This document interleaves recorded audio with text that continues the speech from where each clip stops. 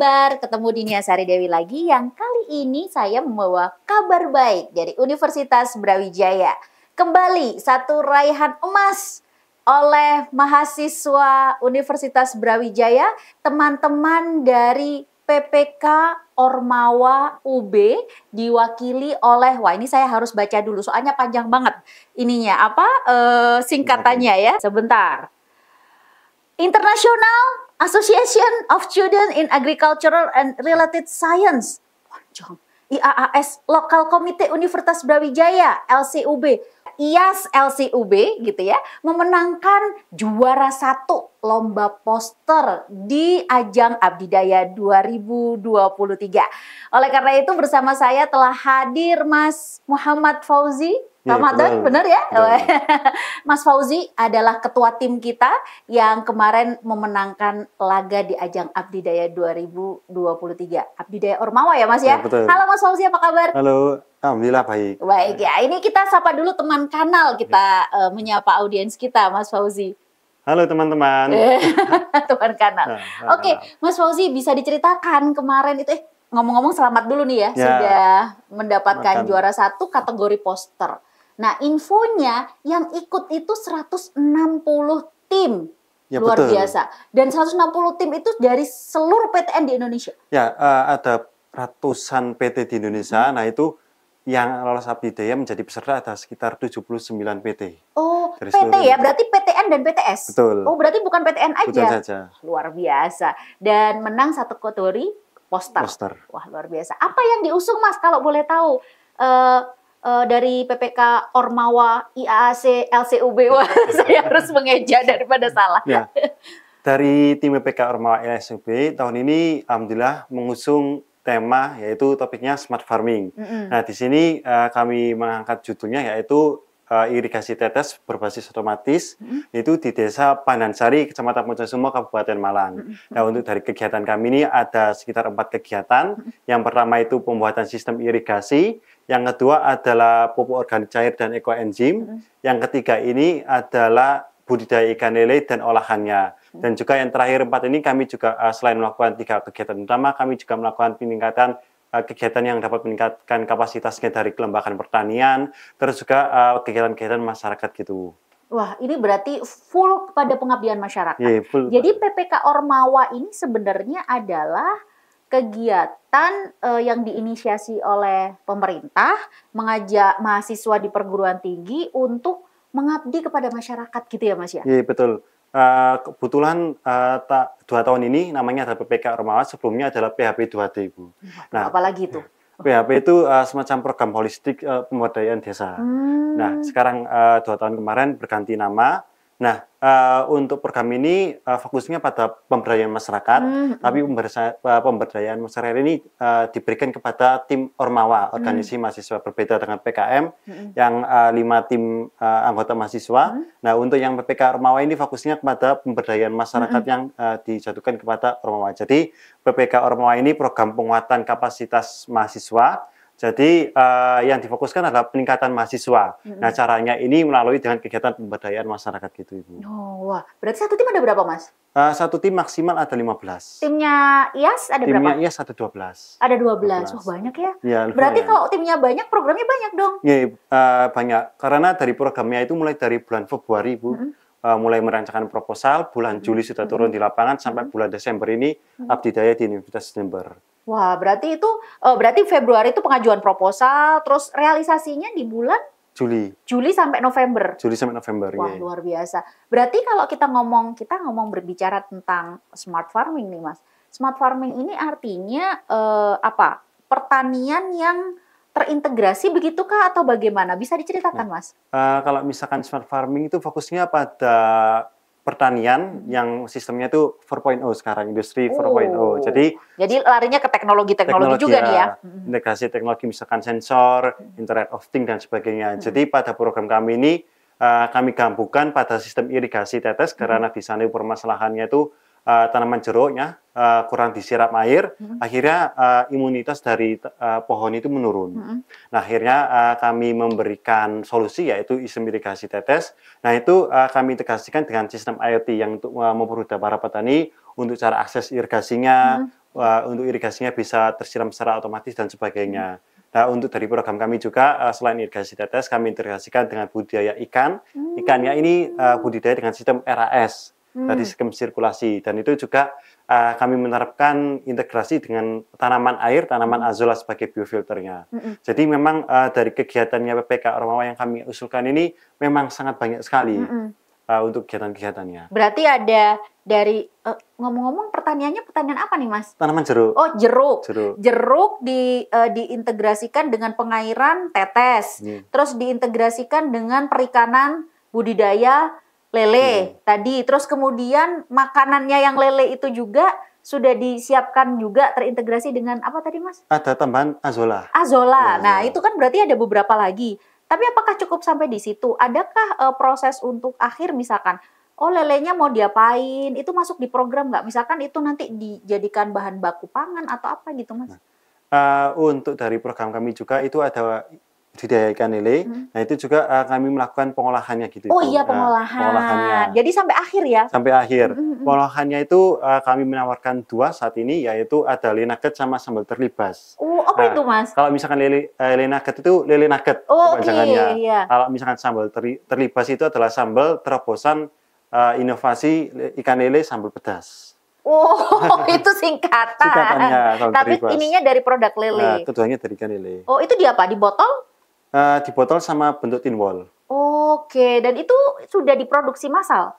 Untuk saat ini masih dalam pengujian. Kami kerjasama dengan ibu-ibu PKKW ke depannya. Bismillah bisa produksi secara massal. Wah, luar biasa. Artinya program ini tuh benar-benar sangat membantu perekonomian masyarakat di situ ya? Ya, terutama itu dari segi pertanian, terus juga perikanan sampai peternakan di sana. Wow, apa sih yang tiba-tiba bikin teman-teman IAS tuh langsung, kita bikin ini yuk, kayaknya ini bakal punya potensi yang bagus untuk masyarakat di Wonosobo ya Mas ya? Iya, gimana itu Mas?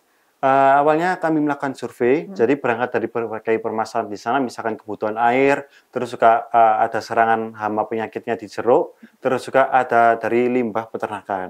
Nah itu kami juga telah berkonsultasi dengan dosen pembimbing, rektorat, terus juga dari para mitra-mitra eksternal desa kami mengangkat 4 program itu, Ibu. Dan akhirnya di sana ketika ikut Ormawa, nah kita langsung ke Abdidaya nih ya. Nah sudah nih dapat, terus kemudian divisitasi, saya dengar-dengar sudah gitu ya, divisitasi, terus kemudian akhirnya melajulah ke Abdidaya gitu kan. Dari berapa tim Mas yang UB yang ikut pendanaan? Untuk kayaknya ada beberapa ya? Untuk yang pendanaan ada 6. Oh ada 6. Ya. Yang dapat pendanaan ada 6, terus kemudian yang maju ke final Abdidaya hanya IAS? Hanya IAS. Yang mendapat untuk pendanaannya ada 6 kelompok. Nah itu alhamdulillah dari kelompok kami itu menjadi satu-satunya yang mendapatkan visitasi lapangan. Jadi pihak review dari Belmawa itu menerangi langsung ke lokasi desanya. Nah kemudian dari peserta itu langsung lolos menjadi finalis Abdidaya. Langsung ke Abdidaya di Jember ya? Di Jember. Di Universitas Jember. Bisa diceritain nggak sedikit aja gimana sih waktu acara di sana? Itu kan ketemu yang terbaik-terbaik. Artinya yang masuk ke Abdidaya kan final semua nih istilahnya gitu. Semua program-program pemberdayaan diadu di sana. Itu kayak gimana Mas? Dari sekitar 600 proposal, itu ada 160 yang menjadi peserta Abdidaya finalisnya. Nah itu dari seluruh PT di seluruh Indonesia, dari Aceh, dari Maluku, dari Nusa Tenggara, semuanya dikumpulkan di Universitas Jember. Nah itu selama kegiatannya selama 3 hari, dari tanggal 7 sampai 9 Desember, itu terdapat berbagai macam kegiatan. Nah itu ada dari IPB, ada dari Universitas Negeri Makassar dan sebagainya. Itu di sana melakukan berbagai kegiatan, misalkan untuk penilaiannya di sana itu ada penilaian poster, ada penilaian stand, ada penilaian video di sana. Jadi kami melakukan berbagai kegiatan, misalkan mengikuti semiloka, terus juga kami membuat stand untuk penilaian dari Belmawa gitu. Itu fokus penilaian ataukah di sana juga ada kayak materi-materi atau bagaimana Mas di situ? Untuk di sana ada campuran gitu, ada yang penilaian dari standnya itu video sama poster, dan juga dari Universitas Jember menyediakan semiloka. Oh semiloka itu semiloka, ya, sharing gitu ya? Sharing pengalaman dari Rektor UNES, dari Wagub Jawa Timur juga. Oh datang? Datang. Gimana teman-teman merespon ini? Apa yang didapat gitu dari sepanjang terlepas dari kita memang di sana kita berkompetisi ya, tapi dari ajang selama 3 hari di sana itu apa yang didapat, Mas? Dari teman-teman sangat antusias, bahkan dari yang diundang itu sebetulnya cuma 3 tim anggota saja. Tapi dari teman-teman ini, dari rektorat juga memberikan fasilitas bahwa 8 dari 12 mahasiswa ini berangkat. Jadi antusiasnya teman-teman ini sangat tinggi sekali untuk mengikuti Abdidaya. Dan juga dari teman-teman di sana banyak belajar mengenai komunikasi antar teman-teman mahasiswa juga PT lain, terus juga bagaimana sistem penilaian Abdidaya di sana gitu. Susah nggak gitunya? No? Penilaiannya susah nggak? Penilaiannya bahkan cuma sekitar 2 jam aja untuk stand-nya. Ada penilaian sekitar... lama lah 2 jam.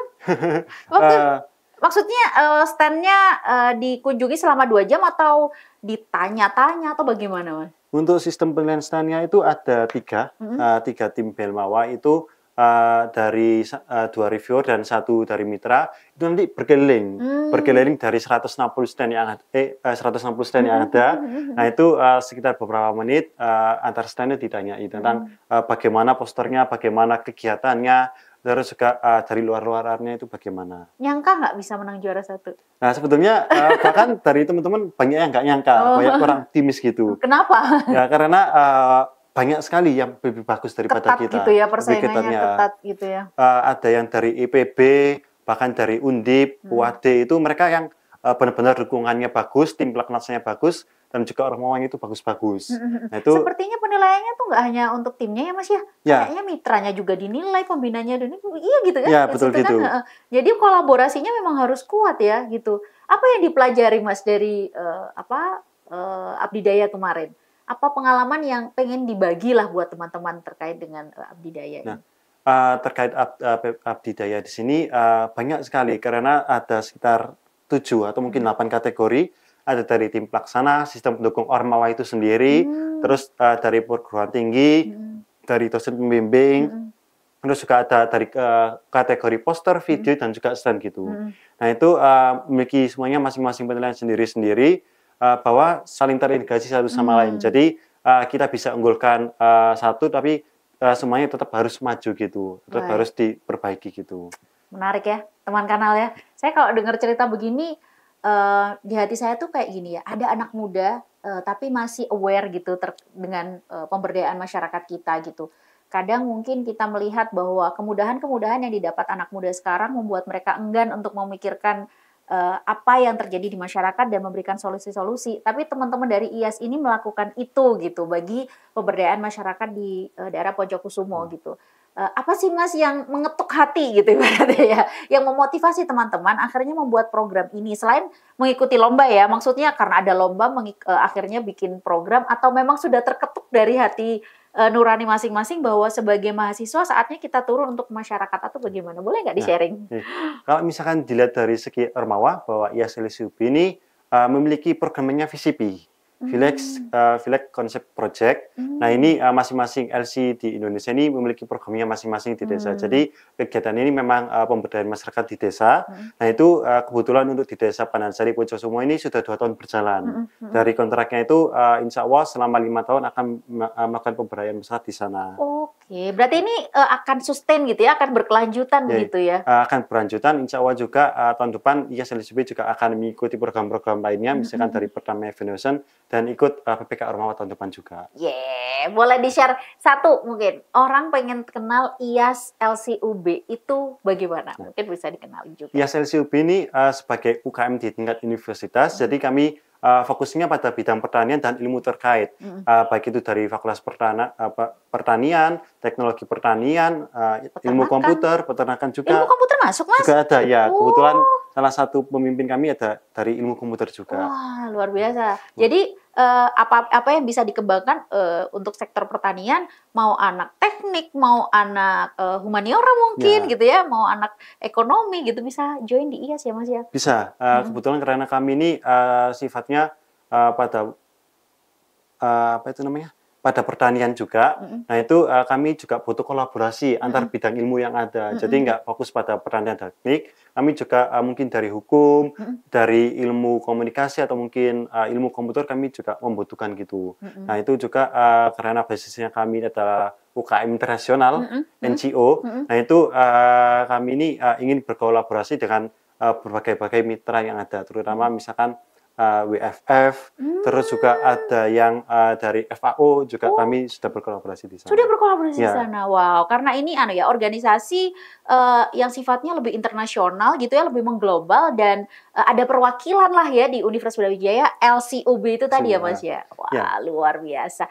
Senang sekali ya kalau dengerin kabar baik dan cerita-cerita baik dari teman-teman mahasiswa, terutama teman-teman yang ingin selalu memberikan manfaat bagi masyarakat di sekitar kita. Kita tunggu kabar baik berikutnya dari Kanal 24 dan teman-teman yang ingin sekali mengembangkan dirinya dan juga bermanfaat bagi masyarakat. Sampai jumpa pada kabar baik episode selanjutnya. Dah.